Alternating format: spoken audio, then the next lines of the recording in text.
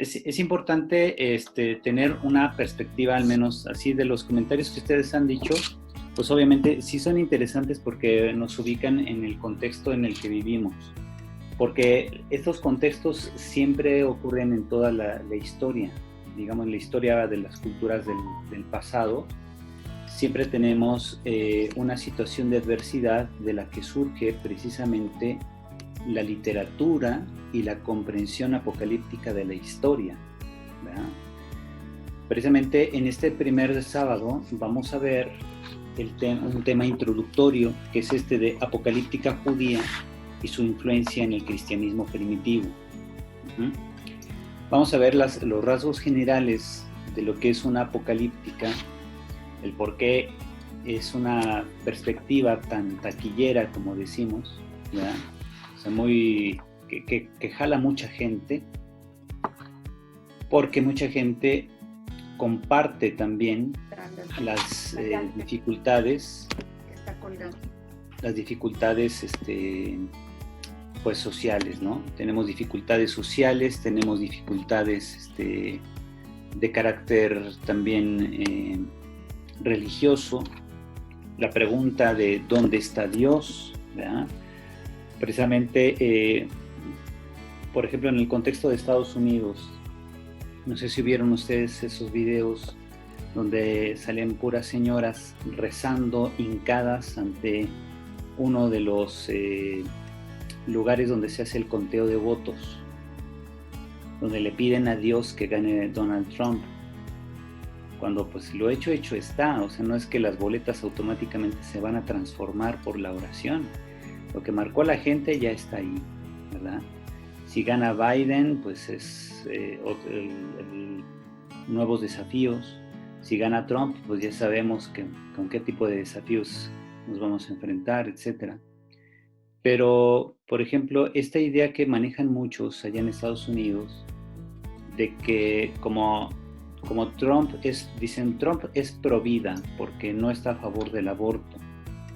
No, pero pues está a favor de la guerra, está a favor de la intervención militar en Taiwán, en otros lugares, está a favor de someter a todos los países para que solo Estados Unidos sobresalga, está a favor de muchas cosas que afectan a las demás naciones, como por ejemplo también la contaminación.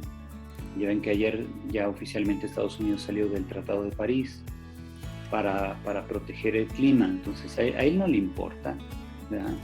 Entonces, ¿de qué sirve que se presuma él como un actor político pro vida en contra del aborto si está en contra de otros elementos que son igualmente esenciales para la humanidad? Y Biden, que siendo católico, se supone que es católico, pertenece a un grupo político que está siempre a favor del aborto, de los matrimonios gay y todas esas cosas. Entonces uno dice, pues no hay a cuál irle, ¿verdad? Pero al menos Biden tiene una política menos agresiva y quizá pueda prestarse a la negociación con aquello de algunos principios que son claramente contrarios a la doctrina cristiana, pero pues que ahí se le puede ir presionando a través de la política de los estados, se le puede ir presionando para que no quiera formalizar a todos Estados Unidos o meterlos dentro de una misma línea, porque la gente tiene la libertad de elegir en cada estado su fisonomía jurídica, ¿no? Por eso cada estado es soberano, tiene su propia constitución, tiene sus propias leyes. Y hay cosas donde sí el gobierno federal no tiene por qué someter a los estados. Muy bien, entonces fíjense, la apocalíptica precisamente como movimiento de pensamiento va a surgir siempre en un contexto adverso, contexto de adversidad. Pero no es solamente eso. Vemos, por ejemplo, aquí algunos puntos de síntesis. En la Biblia hebrea no hay libros totalmente apocalípticos en sentido propio. En la Biblia hebrea estamos hablando del Antiguo Testamento. Los judíos ven el libro del profeta Daniel como profético, mas no como apocalíptico, aunque los capítulos 7 al 12 sí tienen elementos apocalípticos. Ajá. Esto es importante porque, fíjense, más o menos por el año 135 es cuando se hace el cierre del canon judío. ¿Qué significa eso? El cierre de la Biblia, donde dicen ya no vamos a admitir más libros que los que están. Ajá. Y estos libros que forman la Biblia judía, la Biblia hebrea, son aquellos que tomaremos como normativos. Uh-huh. Al hacer eso, entonces, los judíos determinaron dejar fuera los libros que tuvieran carácter apocalíptico, y la razón es histórica. Resulta que los movimientos apocalípticos judíos estuvieron, digamos, intelectualmente detrás de muchos grupos judíos que suscitaron las dos guerras judías, la guerra del 66 al 70, que es la primera guerra judía, que trajo como resultado la victoria de Roma, la destrucción del templo de Jerusalén y el control de la ciudad. Y después vino una segunda guerra, que en el 135 el emperador Adriano también ganan los romanos contra los judíos y expulsan a los judíos de Jerusalén. Y los judíos no pudieron volver a Jerusalén hasta 1948. Es apenas el siglo pasado. Desde Adriano en el 135 hasta 1948 no pudieron regresar los judíos y tener autonomía del territorio. ¿Qué fue lo que pasó entonces? Los grupos apocalípticos son precisamente aquellos grupos que hacen una lectura de la historia en la que ven los acontecimientos que les son contrarios a su propia ideología, a su propio punto de vista, los ven como satánicos, como manifestaciones del diablo, y entonces ellos esperan una acción definitiva de Dios en la historia para que los libere del mal, para que enaltezca la ciudad de Jerusalén como ciudad santa y para que recupere Israel su condición de pueblo elegido, de nación santa. Esa es la perspectiva que tienen entonces estos judíos que buscan superar, ¿verdad?, la situación adversa que enfrentan. Esta situación adversa siempre tiene un carácter político, como ven. Siempre hay un sometimiento o una situación de adversidad que está condicionando al pueblo de Dios, que lo está orillando casi al exterminio, y entonces ellos suplican a Dios una intervención definitiva en la historia. Eso es lo que va a dar como inicio una serie de obras que expresan el pensamiento apocalíptico judío, estos libros que se van a convertir en orientación para muchos grupos, como no solo expresión de lo que ellos esperan, sino también orientación del cómo deben actuar para prepararse a ese momento final de la historia. Bien, en el libro de Daniel aparece en la Biblia hebrea por una razón, y es que los fariseos, que fueron quienes crearon un rabinismo posterior al 135, ya que los habían expulsado de Roma, determinaron entonces que aceptarían en la Biblia solamente los libros no apocalípticos. Es decir, libros de carácter de la Torá, los libros proféticos, libros sapienciales, los salmos, etc., pero no libros apocalípticos, porque la apocalíptica como tal había generado muchos problemas para la historia de Israel. Sin embargo, cuando se encuentran con el libro de Daniel, lo admiten dentro del canon de la Biblia hebrea, porque, pues, para empezar, creen que Daniel existió. Hoy en día la mayoría de los especialistas creen que el profeta Daniel no existió. ¿Por qué? Porque hay muchos elementos que no concuerdan. Ajá. Por ejemplo, si Daniel vivió en tiempos de Nabucodonosor, estamos hablando del año 580 a.C., 586 al 580 más o menos, no se explica entonces por qué Daniel tenga tanta claridad sobre el desarrollo de la historia posterior al exilio. Pareciera más bien que ese Daniel o conocía el futuro con detalle, primera opción, o segunda opción, el libro se escribió después de esos acontecimientos que ocurrieron después del exilio. Estamos hablando del periodo entre el 538 a.C. hasta el 150 a.C.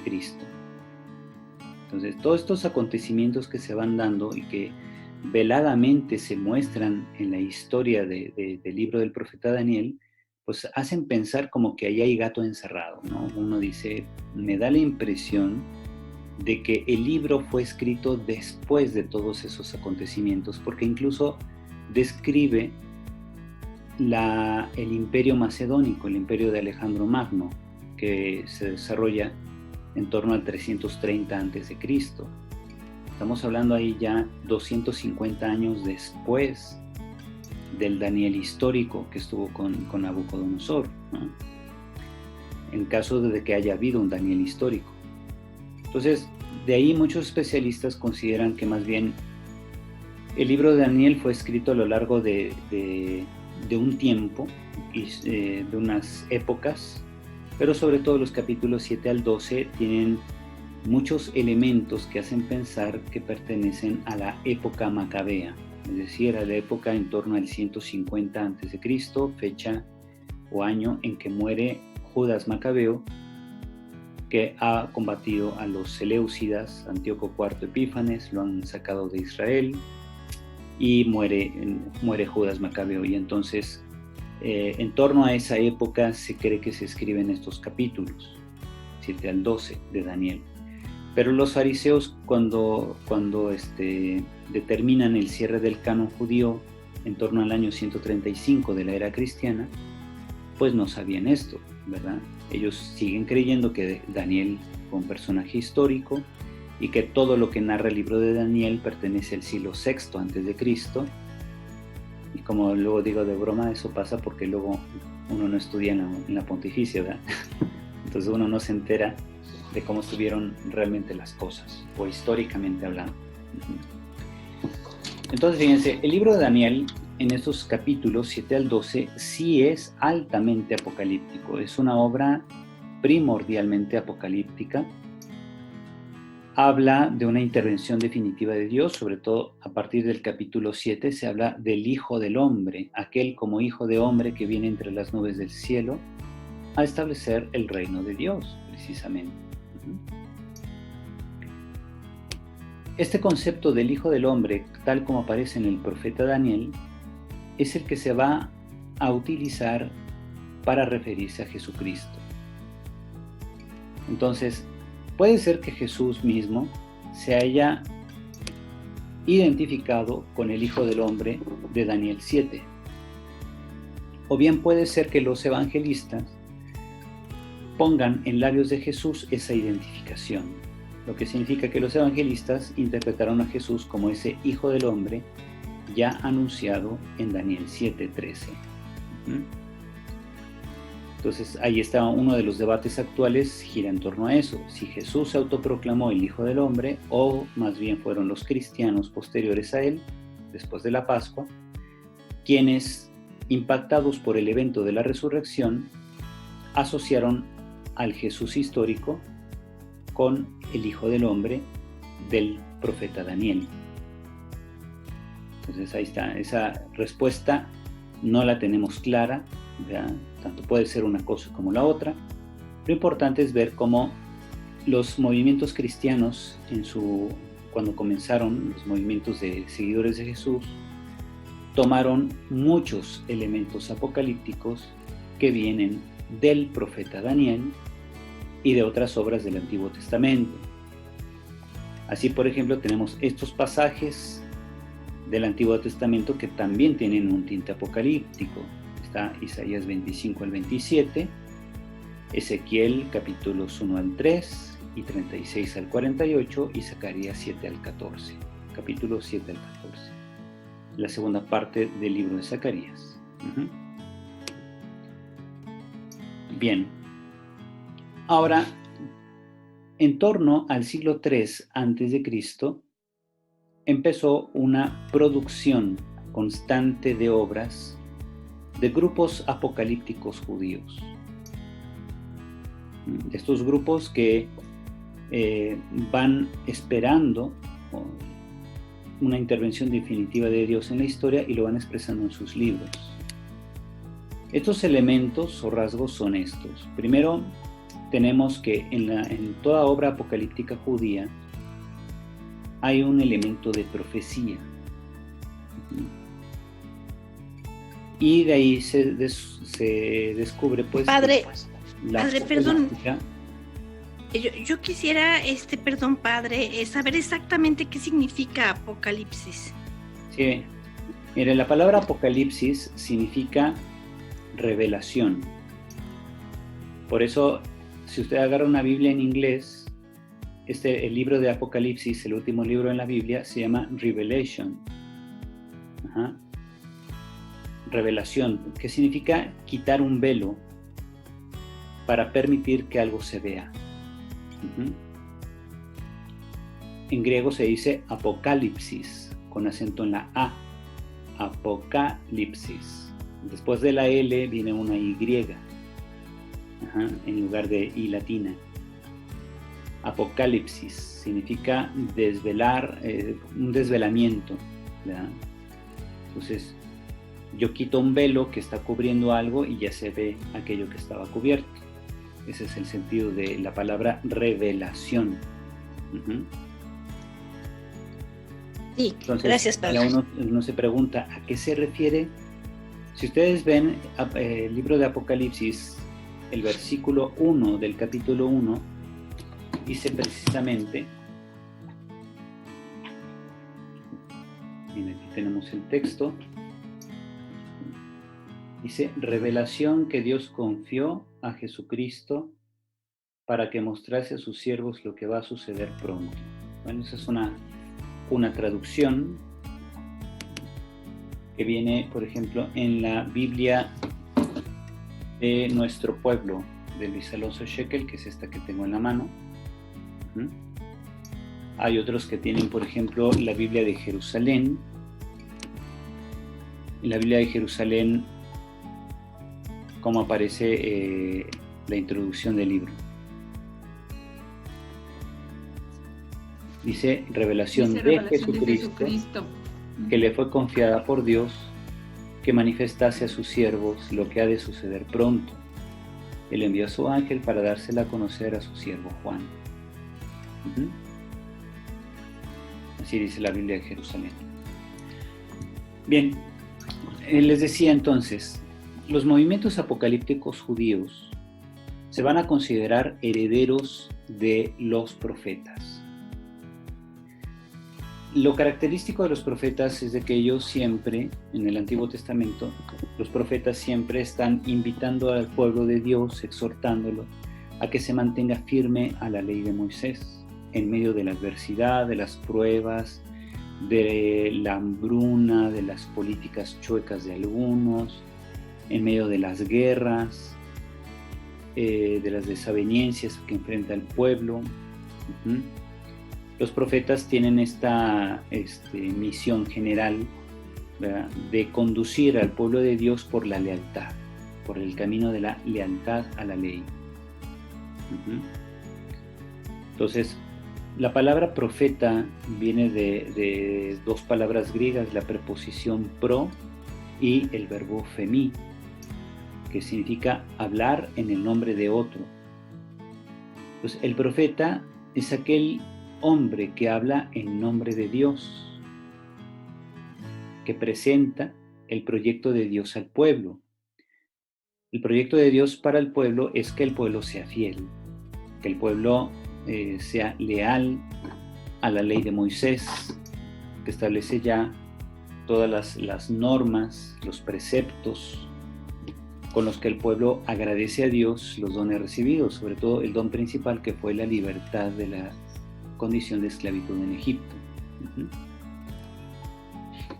Otro elemento de la apocalíptica, o de las obras apocalípticas judías desde el siglo III a.C., que es cuando se empiezan a producir, fíjate, aquí estamos todavía hablando de un siglo antes de la redacción de los capítulos 7 al 12 del profeta Daniel. El siglo III a.C. es el 250, 260 a.C. Ya en esa época se empezaban a escribir libros de carácter apocalípticos. Por eso les decía, más o menos son unos 100 años antes del profeta Daniel, de los capítulos 7 al 12 de Daniel. Bien, les decía, otra característica es el esoterismo, es decir, las obras apocalípticas... Padre, permíteme, no me interrumpa, por favor. Ok, está bien, padre. Las preguntas que me quieran hacer al final de la hora, ¿sale? Vamos a terminar a las 9:50 y damos 10 minutos para preguntas, porque si no vamos a avanzar y es muchísimo material que tenemos que cubrir. Bien, entonces les decía, tenemos aquí el esoterismo. ¿Qué se entiende por esoterismo? Las obras apocalípticas contienen mensajes y textos ocultos, presuntamente portadores de una sabiduría superior, revelada por seres sobrenaturales a algunos humanos elegidos. Así, nuevamente, si vemos Apocalipsis 1:1, les voy a poner aquí el texto. Apocalipsis 1:1 en la Biblia Jerusalén dice: revelación de Jesucristo que le fue confiada por Dios para que manifestase a sus siervos lo que ha de suceder pronto. Él envió, fíjense, envió a su ángel, o sea, aquí tienes un agente celestial, para dársela a conocer ¿a quién? A su siervo Juan. Dice que ha dado fe de la palabra de Dios y del testimonio de Jesucristo de todo lo que vio. Dichoso el que lea y dichoso los que escuchen las palabras de esta profecía y tengan en cuenta lo escrito en ella, porque el tiempo está cerca. Aquí hay un macarismo, se le dice una bienaventuranza para aquellos que escuchen las palabras, pero fíjense, estas palabras no se dirigen a todos, se dirigen a un grupo de personas que están representadas en las llamadas 7 iglesias, las iglesias a las que empieza a escribir aquí, ¿ya? Entonces tenemos aquí en el capítulo 1, viene un saludo, y luego ya va una por una: la iglesia de Éfeso, la iglesia de Esmirna, la iglesia de Pérgamo, la iglesia de Tiatira, de Sardes, Filadelfia y la Odisea. ¿Por qué a esas iglesias? Porque todas esas iglesias, esas comunidades cristianas, están padeciendo una persecución por parte del Imperio Romano. Tienen una situación negativa que enfrentar y necesitan palabras que los inspiren en medio de la adversidad y los mantengan leales. Necesitan palabras de aliento, necesitan palabras de confort, y por eso el autor les escribe. Ahora, los mensajes que él escribe tienen un cierto carácter de ocultamiento, ¿ya? Son textos ocultos, es decir, vamos a encontrar en el texto, en las obras apocalípticas, lenguaje simbólico que solo los destinatarios saben descifrar. Hay simbolismo teriomórfico, es decir, simbolismo a través de bestias, animales, como caballos, dragones, osos, leopardos, etc. Tenemos símbolos numéricos. Por ejemplo, el valor numérico que se le da a las letras, lo que se llama la gematría. También tenemos la numerología, que es que cada número tiene un significado específico. El 3 y el 7 representan perfección, el 12 representa al pueblo de Dios, 40 representa una etapa de madurez, una edad de madurez. El número 1000 representa lo incontable. Los 144,000 que se han de salvar es el resultado de 12 por 12 por 1000. Si 12 significa pueblo, 12 por 12 es un pueblo conformado de todos los pueblos, cuya cantidad es incontable. Por eso es 12 por 12 por 1000, porque el 1000 es lo incontable. Entonces, 144,000 serán los salvados. No significa que solamente 144,000, las personas que caben en el Estadio Azteca con todo y cancha, son los que se van a salvar. Pues no, sería un Dios muy, muy cerrado, ¿no? Si Dios es un Dios de amor y misericordia y que quiere que todos los hombres se salven, eso se expresa en el número simbólico de los 144,000. Es decir, es un pueblo, 12, conformado por todos los pueblos de la tierra, ahí está el otro 12, cuyo número de gente es incontable. Ese es el significado del 1000.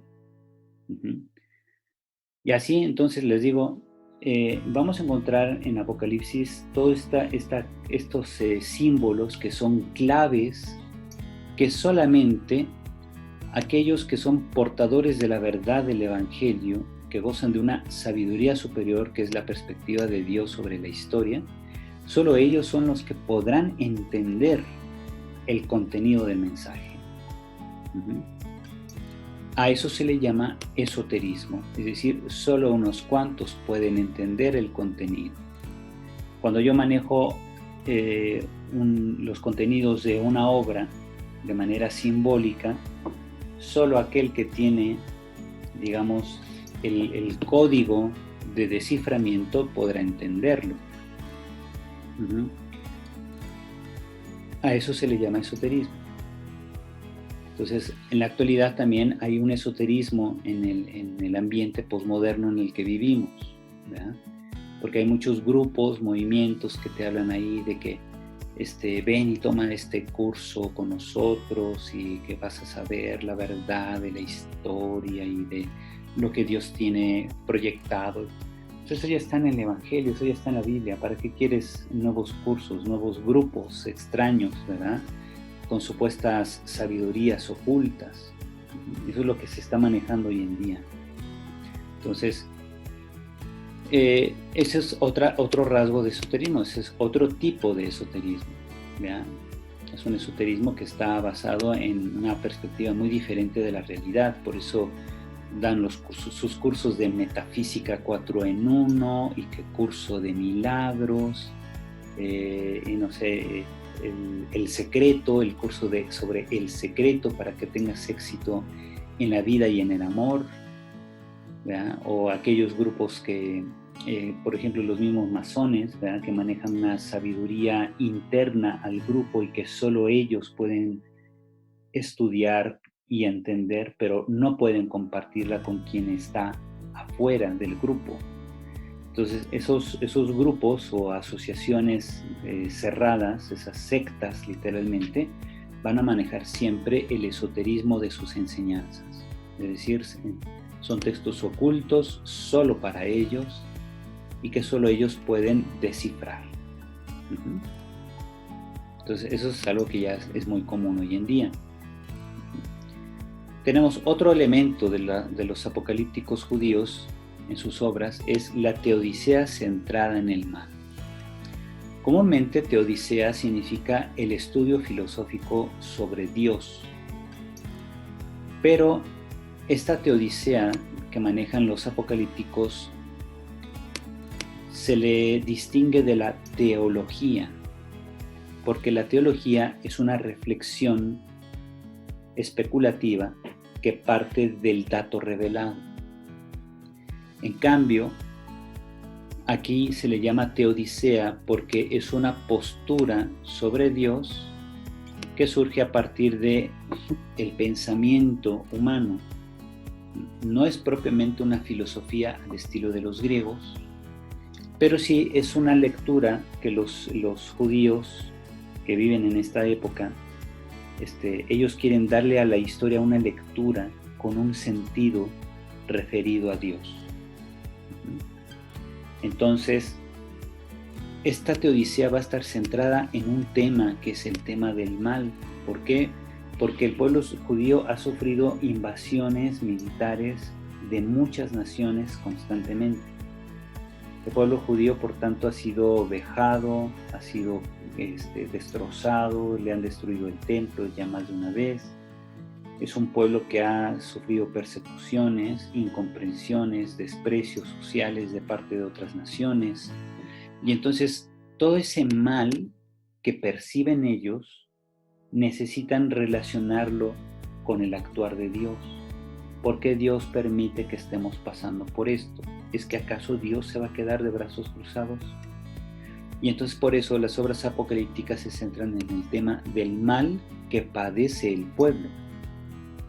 Y entonces buscan el origen del mal para superarlo con la ayuda divina. Entonces el pueblo judío va a pensar así, los judíos apocalípticos van a pensar así.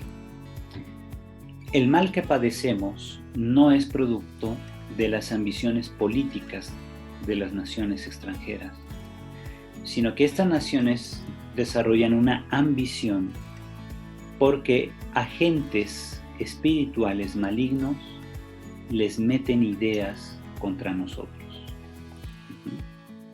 Y así se va perfilando entonces un punto muy importante, que es la concepción del Satán.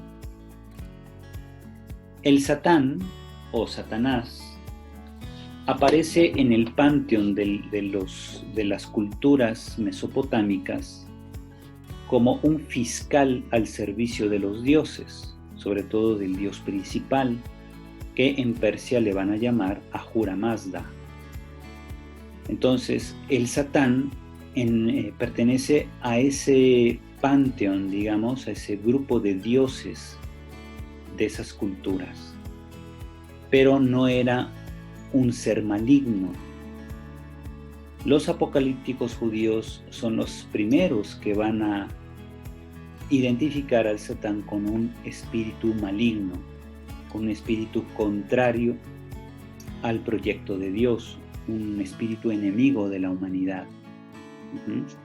Y de ahí entonces va a entrar también el cristianismo con esta comprensión, ¿verdad? Entonces ahí vemos cómo el cristianismo va a tomar de la apocalíptica judía la perspectiva que tienen sobre el Satán.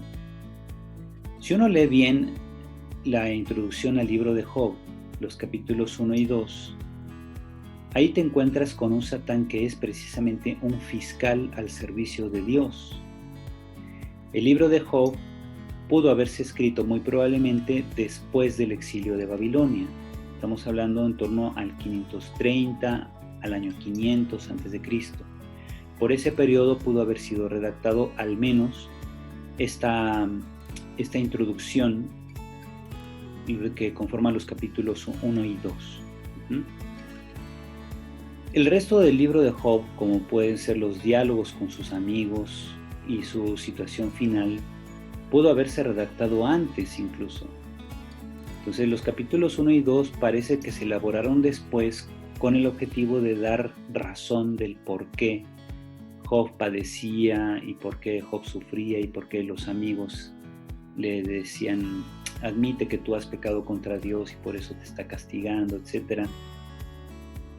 Y pues puede ser que esa haya sido la razón, digamos, pedagógica del por qué Job padecía todo eso. Y de ahí se escribieron los capítulos 1 y 2, donde aparece la figura del Satán. Pero esa figura del Satán es tan antigua que todavía no es un demonio. A veces nosotros, al leer la palabra Satán, creemos en automático que es el diablo el que está negociando con Dios para amolarse a Job. Y no es un diablo, es un fiscal. ¿Qué hace un fiscal? Busca culpables. ¿Ya? Ocurre algo, el fiscal busca un culpable. Entonces ese es su trabajo en el mundo jurídico. Y entonces así también el Satán dice a Dios: Job te quiere porque le has dado todo. Pero ¿qué pasa si le quitas? ¿Verdad? ¿Qué pasa si lo afectas en sus intereses? Verás cómo te insulta. Ajá. Bien, aquí pregunta Luis, ¿verdad? ¿Todo eso que nos menciona se considera no cristiano? Pues eso es precisamente, es la apocalíptica judía, como les digo, pertenece al judaísmo. Estamos aquí hablando siglos antes de Cristo, entonces obviamente no es cristiano porque no ha nacido Cristo. Pero Cristo mismo, en su predicación, va a utilizar muchos elementos apocalípticos. Entonces, fíjense, por eso las cosas se van estudiando con el tiempo, ¿ya? ¿Qué ocurrió primero? Pues la apocalíptica judía, como un movimiento que trata de interpretar el origen del mal para buscar superarlo con la ayuda de Dios. Y eso se va a ir dando poco a poco, ¿verdad? Las intervenciones de Dios se irán dando en la historia. Tenemos también, por ejemplo, dentro de los rasgos de las obras apocalípticas, una teología de la historia. Pues fíjense, los apocalípticos no se limitan a ponerte como en un almanaque de un año o un libro del año, no se limitan a ponerte lo que sucedió cada mes del año. No les basta decir pasó esto, pasó aquello, no, sino que tratan de darle un significado desde una teología, ¿verdad? Es decir, a partir de la certeza de que Dios ha ido acompañando a su pueblo, como lo vemos en la Torá, es decir, los primeros 5 libros de la Biblia, como lo vemos en los libros de los profetas, como lo vemos en los otros escritos, que son la literatura sapiencial, ¿verdad? Todos los libros sapienciales y todo eso, los salmos, etc. Vemos que Dios ha acompañado siempre a su pueblo. Entonces, dentro de esa teología propia de la Biblia hebrea, ellos tratan de interpretar los acontecimientos históricos que les han afectado. Ajá. Y se preguntan por cuál será el final de la historia. ¿Cómo será el desenlace de la historia y el juicio definitivo de Dios sobre la humanidad? Y ahorita que empezamos, precisamente cuando nos recién conectamos, pues yo estuve escuchando, ¿verdad? Todo lo que ustedes comentan, los temores que hoy vivimos, que la pandemia, que la economía, que si Biden o Trump, que si, no sé, cualquier cosa, cualquier adversidad que nos pueda estar amenazando. Se fijan, ahí hay que ser conscientes de que se manejan dos formas de conceptualizar lo apocalíptico. Cuando uno ve en los medios de comunicación o en los periódicos acontecimiento apocalíptico, nos imaginamos un acontecimiento catastrófico, pero no es lo mismo la apocalíptica que lo catastrófico. En la Biblia, la apocalíptica es aquello que manifiesta a Dios, que interviene en la historia para el bien de su pueblo, para la salvación de su pueblo. Eso es lo bíblicamente apocalíptico. En cambio, decir que lo apocalíptico es lo catastrófico es la perspectiva de quien no conoce la apocalíptica. Entonces, mucho ojo ahí con los conceptos, porque, por ejemplo, la pandemia del COVID es un castigo apocalíptico. A ver, pues uno dice sí, uno dice no, ¿y por qué?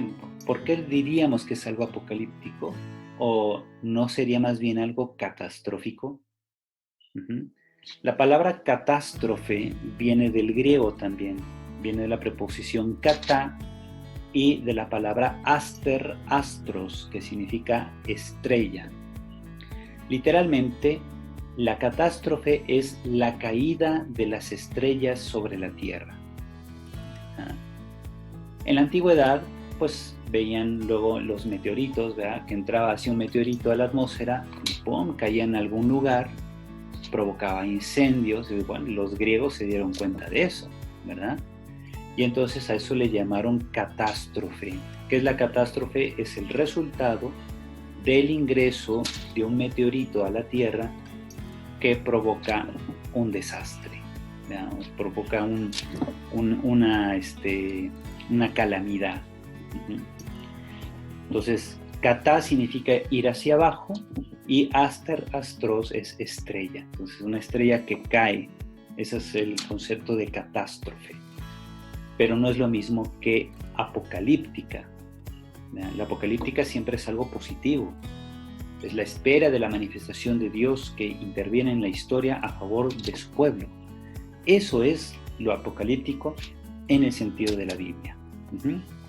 Entonces, fíjense, en ese sentido también, estas obras apocalípticas judías antes de Cristo, estamos hablando del siglo III antes de Cristo, se interesan entonces por el desenlace de la historia.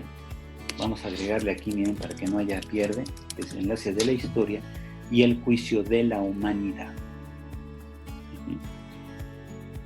Es importante esto porque fíjense, ya estamos hablando de cómo siglos antes de Cristo hay una expectativa de un juicio final.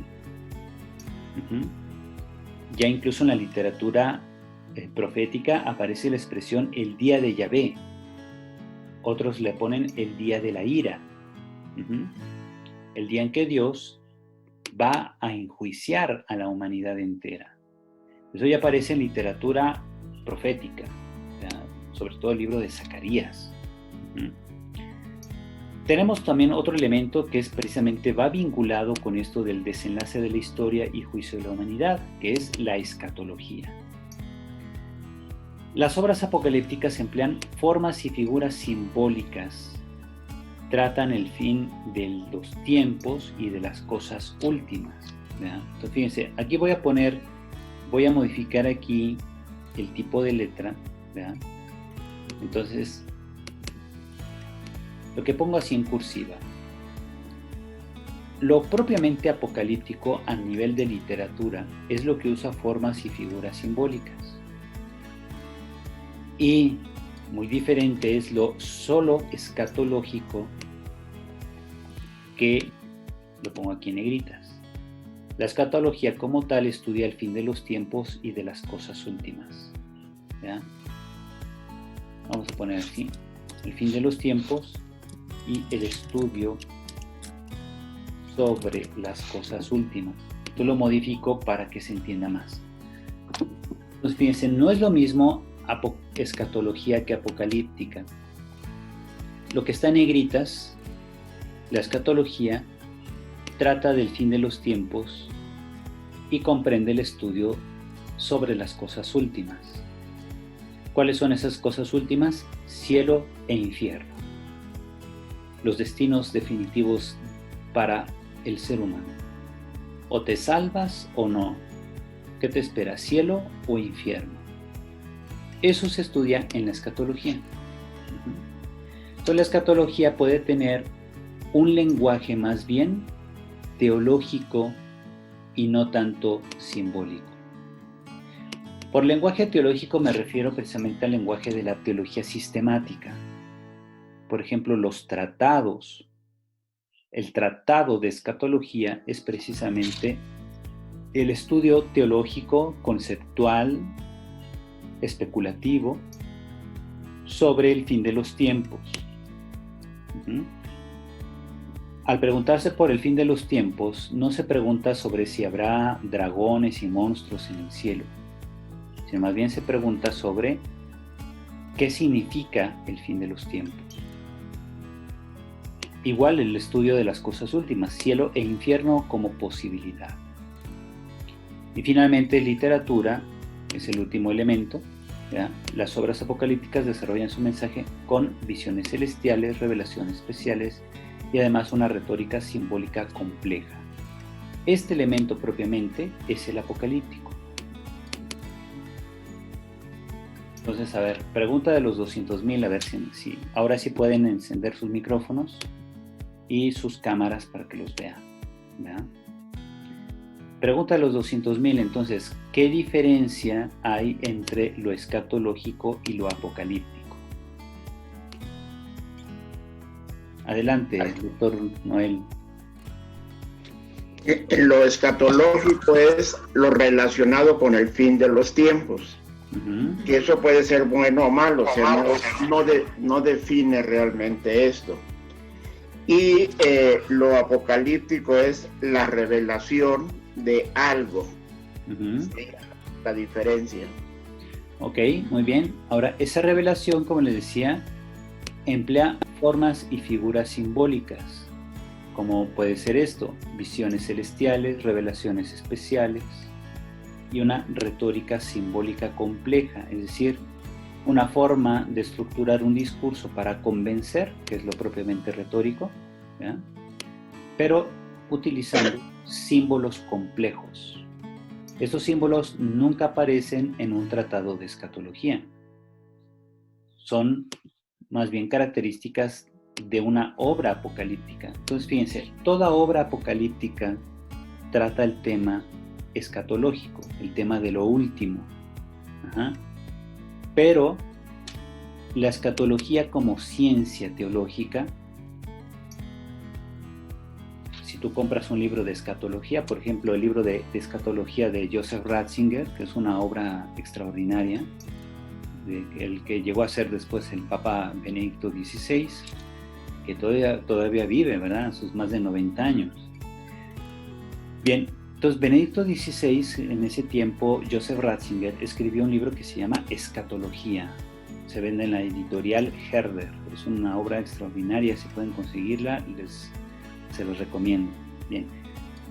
Ese es un tratado de escatología, es un libro teológico conceptual.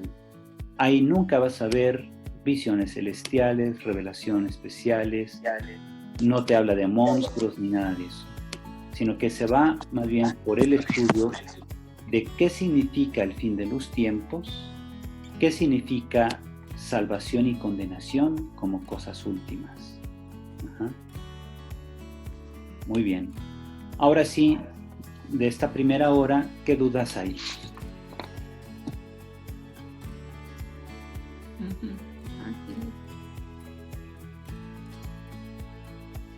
¿Quedó todo claro como la noche oscura de San Juan de la Cruz?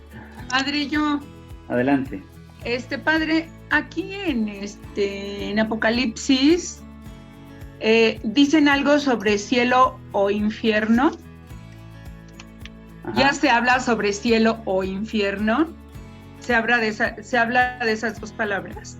Se habla de salvación Ajá. eterna. Ajá, sobre todo el capítulo 21, el 20 y el 21 son los que se centran más precisamente en el desenlace, ¿verdad? Uh-huh.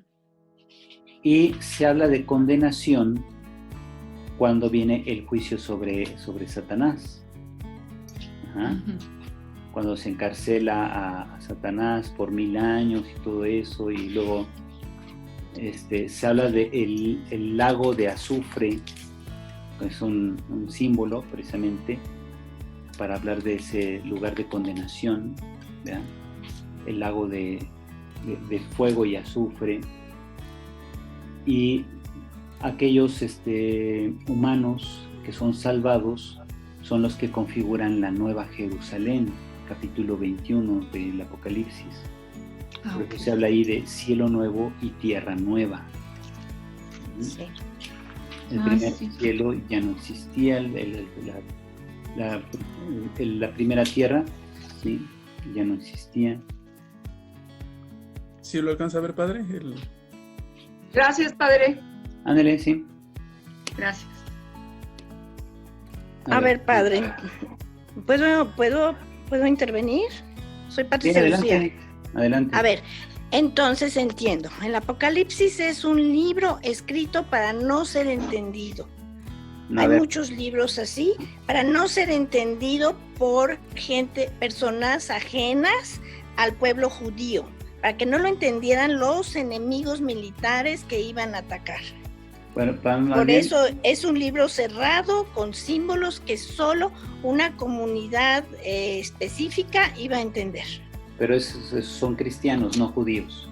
Uh-huh. Ya son cristianos, muy bien. Uh-huh. Bueno, esa es una. Y la otra, padre, si me da el nombre del fiscal que dio después el origen a la creación de Satanás. Usted No, dijo es- que... Satán.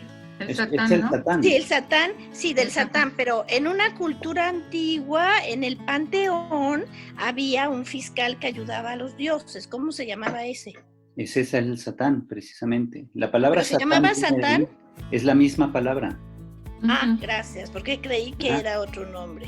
Sí, ¿Y era para los babilónicos? era persa sobre todo. Ajá. Persa. Persa, pero Gracias. las culturas mesopotámicas van a ser, digamos, herederas de todo el pensamiento mítico de la región, porque Ujú. Persia no pertenece a Mesopotamia, Persia es aparte, pero en Mesopotamia, o más bien en Babilonia, que se encuentra en la región de la antigua Mesopotamia, va a haber bibliotecas que los judíos van a conocer durante el periodo de deportación. Eso de- es de- en el año 500. Del 586 al 531, más o menos, es la etapa del exilio. Sí, Durante de ese Babilonia. periodo, muchos judíos están en Babilonia y ahí ellos van entrando en contacto con los mitos babilónicos, y obviamente ahí en Babilonia había bibliotecas donde ellos fueron conociendo el origen de las creencias babilónicas, y muchos mitos que ya usaban los babilónicos eran de origen persa. Por ejemplo, la palabra Pardés, que se traduce actualmente como paraíso, es una palabra persa que entra en el Génesis cuando se habla del paraíso de Adán y Eva. Ajá. Y el concepto Satán, que de hecho se dice antiguamente Saddam con doble D, de ahí viene el nombre Saddam, como tipo Saddam Hussein, ¿verdad? Entonces, ese nombre es el que tenía este fiscal, pero claro, es un mito. Uh-huh. Sí, es un dios pagano. Y No, pertenece al panteón pagano. Y existe también noticias sobre Pazuzu. ¿Quién era ¿Pazuzu? Con Z, Pazuzu. Está simpático el nombre. Y ese Pazuzu es muy famoso. Se hizo muy famoso a través de una película. A ver quién se acuerda de esa película. 1973. Pazuzu, el demonio de los vientos del oriente. Pazuzu era precisamente el chamuco, el diablo, que está en la película del Exorcista. Ajá. Ese Pazuzu no es Satán. Perdón, padre, Pazus, ¿con P o con B? ¿B de burro o P de pati? Con P de palo. Gracias. Sí, entonces, este sí era un demonio, ¿verdad? Pero nuevamente es una personificación mítica, porque los que estaban ahí en Babilonia, en las épocas de mayor calor, se daban cuenta que el calor llegaba por el viento caliente que venía de Persia. Los vientos soplan de Persia hacia el centro de Irak. Ajá. Entonces, el desierto de Persia, del actual Irán, es un desierto terrible, ¿verdad? Ahí el aire se calienta muchísimo y entra a Babilonia, al actual Irak, y entonces por eso decían, son los vientos del demonio. Entonces personificaron a esos vientos calientes que mataban a la gente de calor, ¿verdad? Con la figurilla del tal Pazuzu. Y ese es el monstrillo que aparece ahí en la película del Exorcista. Pero ese no es un fiscal, ese es un demonio. Se representa precisamente el aire caliente del desierto del actual Irán, que entraba a la Babilonia antigua, ¿ya? Y mataba a la gente de calor. Eran golpes de calor tremendos y mucha gente moría. Entonces por eso personifican así ese mal. Bien, ¿qué otra duda? Antes de que tomemos nuestro primer descanso de 10 minutos. ¿Ese diablillo sería como una gárgola? Ajá, parece una gárgola. Parece, pero no. Sí, Linda, adelante. Sí, yo es una gárgola. Padre, soy Margarita. Perdón Margarita. mi ignorancia, pero ¿qué es ese panteón pagano? Un panteón pagano significa... ¿Es un panteón? No es que la palabra Ay, panteón, perdón. como la usamos hoy, significa cementerio. Sí. Pero sí, la perdón. palabra antigua, panteón, de hecho se pronuncia con acento en la A, pero no es que se escriba el acento, porque eso es una palabra griega. Panteón significa lugar de todos los dioses. Ay, gracias, Padre. Donde pan es precisamente significa todo, ¿ya? Y el theón es una palabra, la palabra theos, que significa Dios, pero en genitivo plural. Panteón, pues. Gracias, Padre. Dioses. Entonces, cuando se habla siempre de un panteón, por ejemplo, había un panteón también acá entre los aztecas. Significa el ámbito de todos los dioses aztecas. El panteón griego es el ámbito de todos los dioses griegos. De los egipcios. Ajá, los dioses del Olimpo y todo eso. Y de los aztecas, el Omeyocan. Los egipcios también. Sí, el Mead. Todas las culturas que tenían dioses, precisamente había un contexto o ámbito general donde ellos vivían. A eso se le llama